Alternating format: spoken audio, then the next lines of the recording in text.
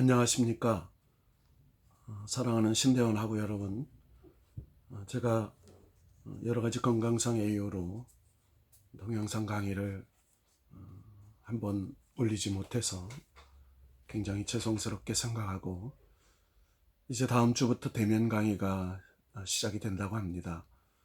여러분들에게 자료와 또 추가로 일정을 조정해서 빼먹은 시간들을 보강하도록 하겠습니다.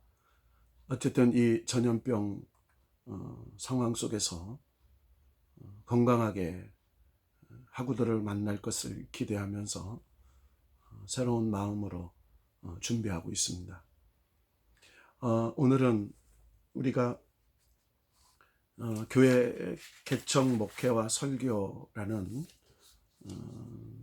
강의에서 여러 가지 미래사회, 미래교회, 미래목회, 또 전통교회와 21세기 교회, 전통목회와 21세기 목회, 포괄적인 여러 강의의 개념들을 살펴보았었습니다. 그러나 여러분들이 갖고 계신 책은 대면 강의 때 참고하는 부분들을 설명해 드리고, 책에 없는 내용들, 그리고 강의한 것들은 제가 자료로 강의한 자료를 제공할 생각입니다. 그래서 여러분들이 그것을 토대로 여러분들의 나름대로의 교회 개척신학, 그리고 21세기 목회신학, 또 새로운 미래교회의 목회 패러다임들을 여러분들이 정립해 가는데 도움을 주고자 합니다. 오늘은 교회 개척론이라는 큰 틀에서 도대체 교회 개척이 뭐냐, 지난번 강의 시간에 새로운 교회 설립, 기존의 교회 리모델링, 그러니까 새롭게 변화시키는 교회 개척, 그러니까 기존 교회 개척과 새로운 신설된 교회를 세우는 개념은 다르죠. 그러나 먼저 새로운 교회를 신설하고 그 교회를 건강한 교회, 또 자립된 교회로 세워가는 과정에서 시작부터 한번 학문적 접근을 하고 실천적 접근으로 나아가는 두 가지 접근법을 쓰면서 강의해 보도록 하겠습니다. 먼저 교회 개척은 하나님의 뜻이라는 거죠. 교회 개척은 강력하게 요구하시는 하나님의 뜻입니다. 세계 복음화의 가장 확실한 전략은 모든 족속을 위한 교회를 개척하여 하나님 나라의 백성을 모으는 것이죠. 우리 대한민국만 해도 6만 5천여 교회라고 말합니다. 물론 숫자적인 통계를 정확하게 내기는 뭐하지만 대략 6만 5천여 교회, 800만에서 1000만 성도 이렇게 얘기를 하는데, 참 이것을 숫자적인 통계로 얘기하기는 어렵습니다. 끊임없이 새로운 교회가 설립될 필요가 있고, 설립되기를 원하는 하나님의 강력한 요청이 있음에도 불구하고 교회 개척은 갈수록 힘들어지고 있습니다. 경제성장, 또 레저혁명, 치솟는 부동산 가격, 교계의 무차별한 경쟁 등 교회의 내외적인 상황 변화에 적응하기가 점점 어려워지고 있습니다. 교회 개척의 필수 요소에는 여러 가지가 있습니다. 교회 개척을 위한 44가지 요소라는 책의 저자 라이 샬러는 그의 책에서 가장 중요한 3대 요소가 있다고 했습니다. 그 3대 요소는 개척자, 리더십, 비전이라고 했습니다. 비전과 리더십도 결국 개척자에게 달려있는 만큼 가장 중요한 요인은 역시 개척자입니다. 그렇다면 성공적인 개척 목회의 자화상을 이루는 절대 요소는 무엇일까요? 가장 중요한 네 가지를 한번 설명해 보자고 합니다. 세상 사업도 마찬가지지만 하나님의 영적인 사역, 하나님의 그 복음의 사명을 완수하기 위해서는 철저한 준비가 선행되어야 한다는 것입니다. 교회 개척에 성공하려면 철저한 준비가 있어야 합니다. 특히 개척하려고 하는 목회자 자신이 총체적으로 준비되어야 합니다. 첫째는 신앙적으로 복음의 확실성이 있어야 된다는 거죠. 정말 이 시대에 부름받은 교회 개척자로서의 신앙의 복음의 확실성이죠. 두 번째로는 신학적으로 분명한 준비가 되어 있어야 합니다. 신학적인 준비가 부족하면 언제든지 넘어질 수도 있고 언제든지 목회적 현장에서 굉장한 어려움을 겪기도 합니다. 또 사역적으로 즉 실천 목회, 실천 신학적 목회가 준비되어야 합니다. 첫째, 신앙적으로 구원의 체험과 영적 배경이 확실해야 합니다. 어느 날 노숙자가 갑자기 은혜 받아 목사가 되고 범죄자가 죄와 쾌락으로 치닫다가 극적인 변화의 체험 때문에 목회자가 될 수도 있을 겁니다. 그러나 앞으로 건강한 성장 과정과 온전한 영적 배경이 없는 목회자가 성공할 확률은 점점 희박해집니다. 굉장한 그런 체계적인 신앙적 과정과 또 배경과 또 그런 선행적인 준비가 되어야 된다는 것이죠. 둘째, 신학적 훈련이 필요합니다. 어디서 무슨 신학을 했느냐보다 어떤 목적을 가지고 신학을 하느냐가 더 중요합니다. 단지 신학을 위한 신학은 무의미합니다. 저는 장로회 신학대학교 박사과정에 있는 학생들, 또 장로회 신학대학교 그 신대원 과정에 있는 학생들, 또 서울장신대학교 신대원 과정에 있는 학생들, 또 주방신학대학원 학생들을 강의로 접할 기회가 많이 있습니다. 간혹 강의 시간에 신학을 위한 신학을 한다는 느낌을 받는 경우가 종종 있습니다. 교회를 섬기는 신학, 사람을 살리는 신학적 방법론 중요하죠. 그러나 하나님의 그 복음, 예수 그리스도의 복음을 체계화하고 그 체계한 것을 교육학적으로 준비하고 또 실천적으로 준비한 그 교리 신학은 분명한 훈련과 공부가 필요합니다. 특별히 우리 대한예수기 장로회 통합적 신학은 세계가 인정하는 그런 신학이죠.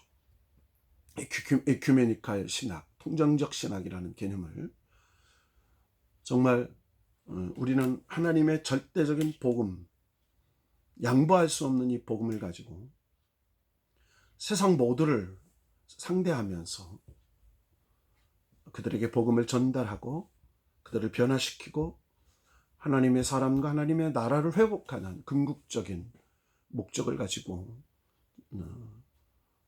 신학하고 목회한다는 그 개념, 정말 엄청나게 중요한 과제가 아닐 수 없습니다. 세 번째로는 사역적 훈련으로 준비되어야 합니다. 어떤 사역으로 준비되었느냐가 남은 생의 사역 전체를 결정하기 마련입니다. 신앙과 신학과 사역과 함께 개척 목회자의 가장 중요한 준비사항은 영적 스승, 즉 멘토와의 만남이죠. 이른바 멘토십. 누구를 만나느냐, 누구 밑에서 훈련을 받느냐, 또 어느 교회에 의해서 목회를 훈련받았느냐, 목회의 성격과 성패 여부를 결정하는 경우가 참 많이 있습니다. 교육전도사에서 전임전도사, 부목사에서 담임목사, 1년의 여러 가지 과정을 겪게 될 것이죠. 그러나 매 순간이 최전선이고 매 현장이 나의 목회 짐을 확신해야 합니다. 지금 교회 학교 어느 부선을 맡고 있든지 그것이 오늘 나의 목회 현장이고 그 현장에 있는 하나님의 사람들을 변화시키고 그리고 그 공동체를 부흥시키는 그런 복음적 열정으로 준비되어 있어야 한다는 것입니다. 끊임없이 말씀 훈련, 기도 훈련, 전도 훈련, 교육 훈련, 선교 훈련, 봉사 훈련, 실천 훈련, 나열하기가 무색할 정도로 엄청난 것들이 있는 사역의 현장입니다. 그렇다면 우리는 어떤 목회 철학을 가지고 목회를 준비해야 될까요? 첫째는 교회론적인 입장에서 접근해 보려고 합니다. 교회를 성장시키려면 방법이나 기술보다 목적과 본질에 더 충실해야 합니다. 어떻게 보다 더 중요한 것은 왜와 무엇입니다. 왜 목회를 해야 되나? 무엇을 위해서? 즉 목적의식과 사명의식이 분명해야 성공할 수 있다는 것입니다. 왜 하는지도 모르고 무엇을 위해서 하는지도 모른다면 그것은 방향과 목적이 잘못된 것이죠. 교회가 무엇이며 교회는 왜 존재하는가에 대해서 개척자나 목회자 자신이 분명해야 합니다. 그런 점에서 개척 목회자의 교회론과 목회 철학은 그가 가진 경험이나 기술 혹은 학력보다 더 중요한 요소가 될 것입니다. 가장 중요한 관점은 건강한 교회에 대한 자화상입니다. 교회는 예수님의 몸입니다. 에베소서 1장 23절을 참조하시고 더 엄밀히 말하면 예수님의 제2의 성육신입니다. 교회는 그리스도의 몸입니다. 예수님께서 승천하셨지만 그가 보내신 성령님이 교회를 세우셨기 때문입니다. 지금 예수 그리스도는 이 땅에 성령님을 통해서 교회를 통해서 계속 일하고 계신다는 것입니다. 바로 목회의 본질이 이것입니다. 교회가 예수 그리스도의 사역의 연장이라면 예수 그리스도가 건강하셨듯이 교회도 건강해야 교회다운 교회가 될 수 있습니다. 건강한 교회란 예수께서 하신 일을 그대로 하는 교회입니다. 예수님께서 하신 가장 중요한 일은 사람들을 구원하고 구원받은 자들을 제자로 키우시는 일이었습니다. 그러므로 건강한 교회는 구원의 확신을 주고 더 나아가 사람을 제자로 키우는 교회입니다. 생명을 주되 더 풍성하게 하고 다른 사람들에게도 그 생명을 나누어 주도록 구비시키는 교회입니다. 목회자가 해야 할 가장 최선의 일은 건강한 교인을 만들기와 건강한 교회를 만들기입니다.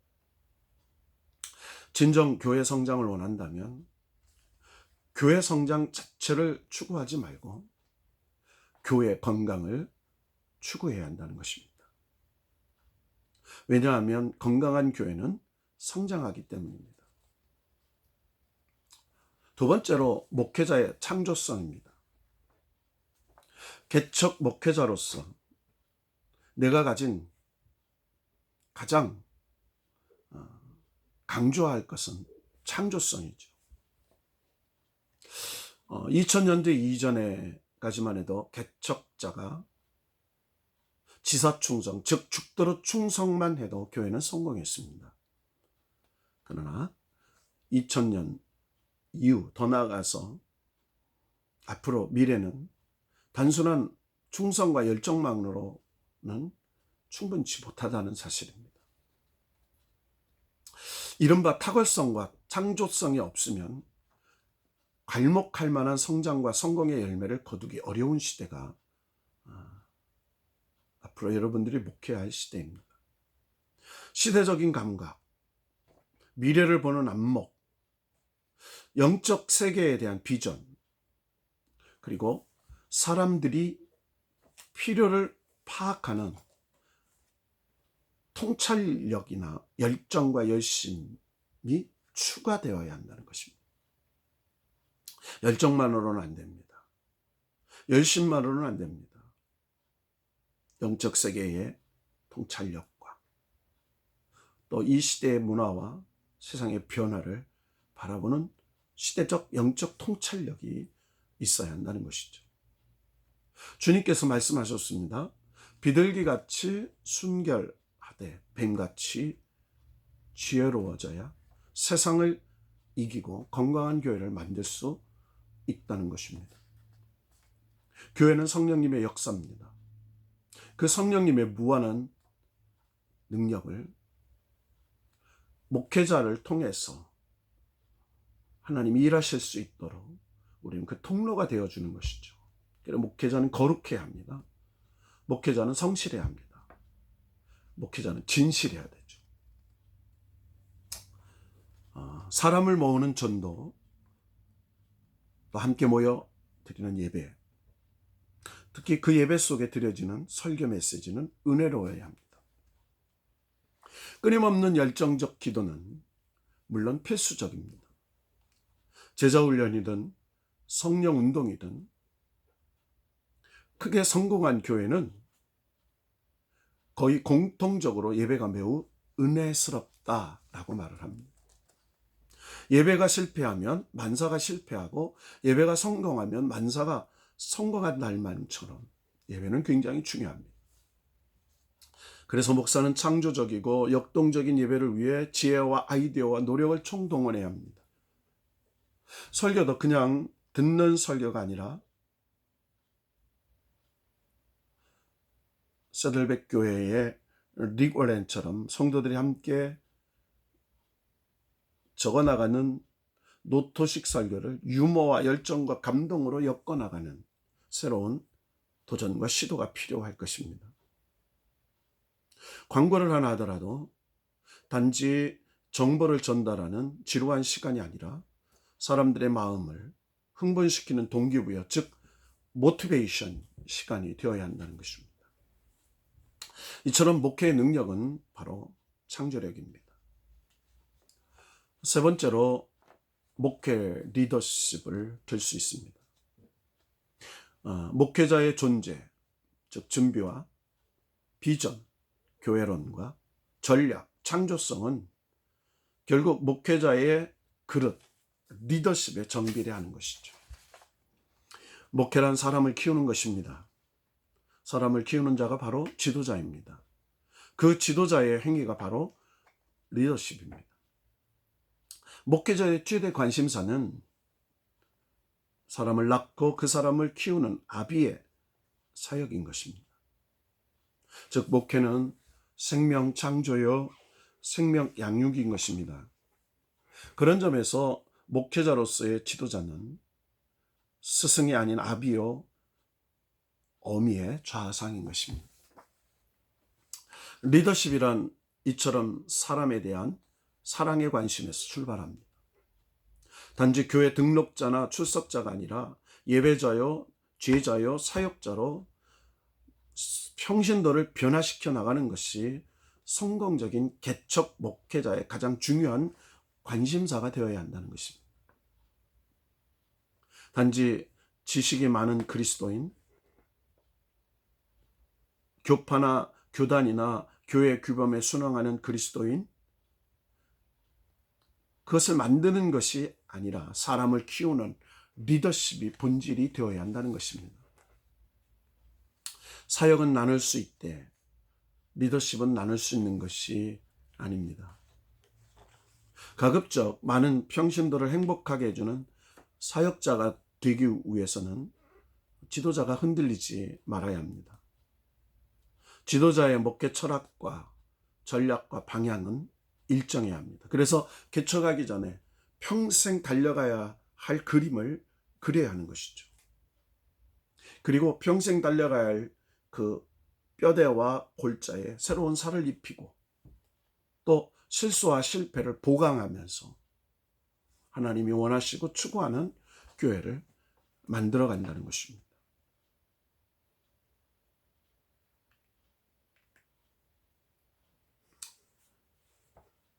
지도자의 목회 철학과 전략과 방향이 일정해야 한다고 말씀한 것처럼 새로운 세계를 향한 열린 마음과 모험심 그리고 열정이 식지 않아야 합니다. 저도 22년 목회를 했습니다. 초심을 잃지 않으려고 또 열정이 식지 않으려고 부단한 노력을 해왔지만 그 뜨거운 열정이 때로는 소멸될 때가 있고 그 하나님의 비전을 향한 그 두근거림이 식어질 때가 있었던 것 사실입니다. 그러나 새로운 성령의 불을 지피고 새로운 깨달음을 접목시키면서 넘어지고 실패했던 것들을 성숙함으로 만들어내고 그 실패, 그 고난을 도전과 성장의 디딤돌로 삼아서 나아가는 목회의 원동력을 삼고 있습니다. 어려움도 있지만 보람도 있습니다. 그리고 행복도 있고 하나님의 축복도 있습니다. 물론 우리가 다시 태어날 수는 없겠지만 우리가 하나님께서 저에게 새로 산다면 어떤 걸 하고 싶으냐라고 묻는다면 좀 더 준비하고 좀 더 리더십을 키우고 하나님을 의존해서 정말 하나님 기뻐하시는 목회를 하고 싶다 이렇게 대답할 수 있을 것 같습니다. 열정이 식어지는 것은 늙는 것이라고 말합니다. 늙어지면 격식, 고집, 율법, 자기 스타일을 주장할 뿐 새로운 창조와 가능성을 부정하려고 합니다. 저 역시도 그런 것 같습니다.